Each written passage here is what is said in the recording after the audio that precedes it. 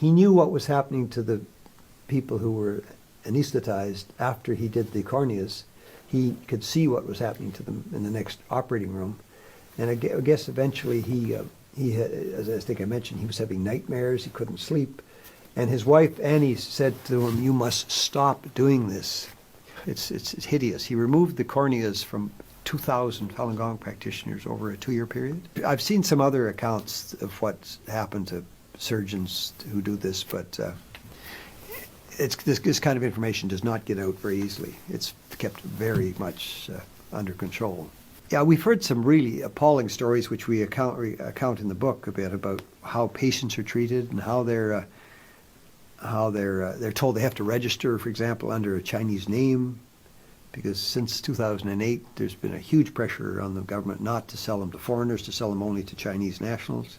So people will go under and will be registered under a phony name, a Chinese name.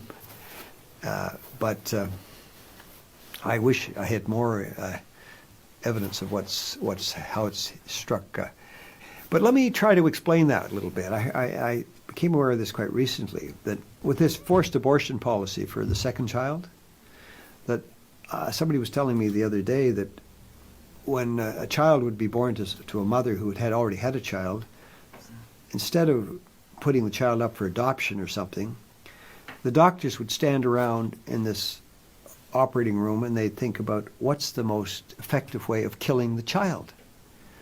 So they would, I guess in the one case, they would give the child vaccination with water in the child's head. The child would die.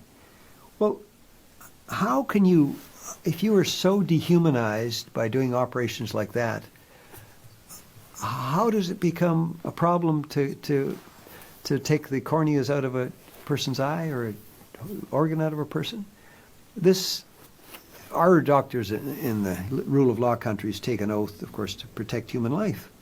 But when your medical problem today is how you're going to kill a newborn baby, a perfectly healthy newborn baby, what does it do to your sense of humanity and your professional ethics? And I guess that's how these doctors that are doing these operations for lots of money think, well, that's fine. That's just another day. I'm just a butcher in a butcher shop, and this human being is just like a slab of beef or something. I mean, I don't know how they do it. And I've often thought we should ban any doctor involved in organ transplant should not be allowed to go to any civilized country. Now, people will take great offense when I'm in effect saying that China is not a civilized country, but in this area, it's barbaric. And the doctors who are doing it are barbaric. I recall several years ago, there was a transplant conference in Boston, and all the transplant surgeons from around the world came.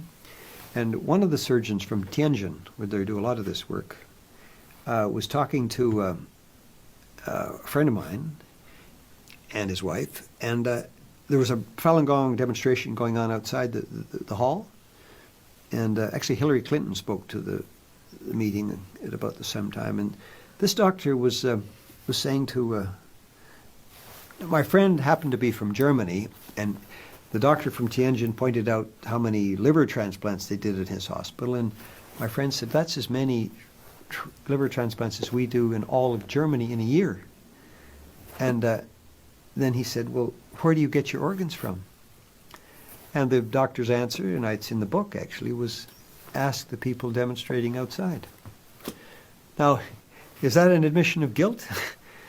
I would think that any jury that I've ever appeared in front of would take about 5 minutes on that to find that profession guilty. And I don't know why those people are allowed to go to any transplant conference in countries that practice medicine the way we do in most of the world. I think, in fact, you could probably argue that it's only in China where medicine is practiced this way. This goes back to what I was saying about when human beings have no more value than a goat or something or a chicken. This is the kind of thing that can happen, and it's unimaginable in the 21st century.